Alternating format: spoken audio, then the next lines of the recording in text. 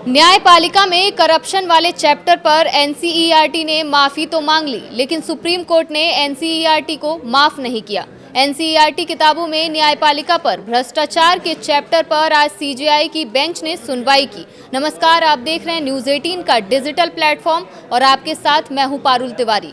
भ्रष्टाचार के चैप्टर पर सुनवाई करते हुए सुप्रीम कोर्ट ने एनसीईआरटी से कहा कि सिर्फ माफी काफी नहीं, गरिमा को ठेस पहुंचाने की कोशिश हुई है। पूरा मामला एनसीईआरटी के उस चैप्टर से जुड़ा है जिसमें न्यायपालिका में हो रहे भ्रष्टाचार को लेकर ये पढ़ाया जाना था। एनसीईआरटी ने न्यायपालिका में करप्शन वाले चैप्टर को लेकर खेद प्रकट करते हुए न्यायपालिका के प्रति पूरे सम्मान की बात कही।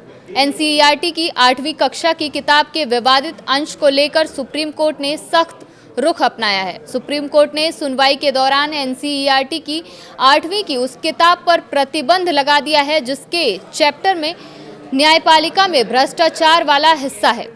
किताब में न्यायपालिका में भ्रष्टाचार वाले अंश को लेकर उपजे विवाद पर chief justice Suryakant, justice Joymalya Bagchi और जस्टिस विपुल पंचोली की पीठ ने सुनवाई की। चीफ जस्टिस ने सख्त टिप्पणी करते हुए कहा कि इस मामले में एनसीईआरटी का माफी मांगना पर्याप्त नहीं है। उन्होंने कहा कि ऐसी किताब बच्चों तक जाने देना गलत होगा।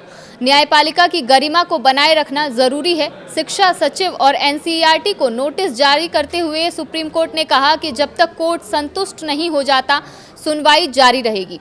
सुप्रीम कोर्ट ने केंद्र और राज्य सरकारों को इस किताब की सभी कॉपियों को जब्त करने का भी आदेश दिया है और साथ ही इसके डिजिटल प्रिंट को भी हटाने के लिए कह दिया है।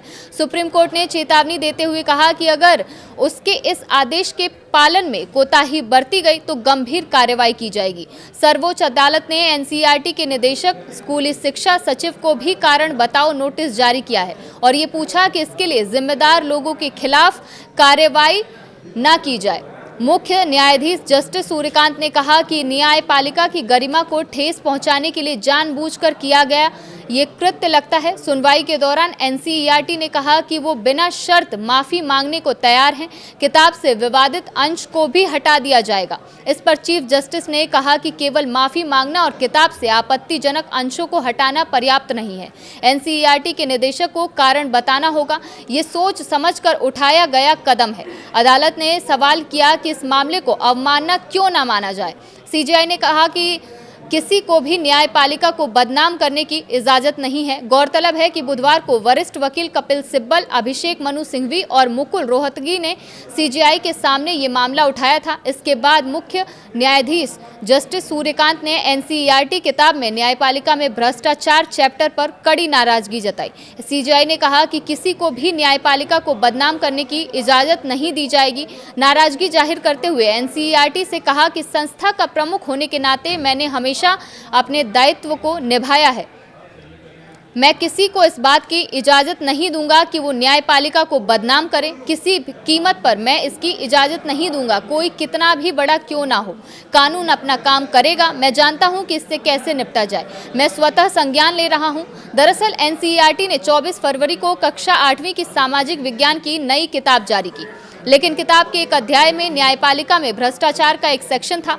हालांकि सुप्रीम कोर्ट की सख्त टिप्पणी के बाद एनसीईआरटी ने माफी मांग ली है और विवादित चैप्टर वाली कक्षा 8वीं की किताब के वितरण पर रोक लगा दी है। मामला सामने आने के बाद स्कूल शिक्षा और साक्षरता विभाग ने तुरंत निर्देश दिया कि अगली सूचना तक इस किताब को वितरण पर रोक लगा दिया जाए। एनसीईआरटी ने आदेश मानते हुए किताब की आपूर्ति पर रोक लगा दी। एक बयान में एनसीईआरटी ने माना कि गलती अनजाने में हुई है। किसी भी संस्था की गरिमा कम करने का कोई इरादा नहीं था। अब इस अध्याय को दोबारा लिखा जाएगा। इसके लिए संबंधित अधिकारियों से सलाह ली जाएगी। सुधारी की गई किताब शैक्षणिक सत्र 2026-27 की शुरुआत में स्टूडेंट्स को दे दी जाएगी। एनसीईआरटी ने इस गलती पर खेद जताते हुए माफी मांग ली है और कहा कि आगे से ऐसी गलती ना हो, इसका पूरा ध्यान रखा जाएगा।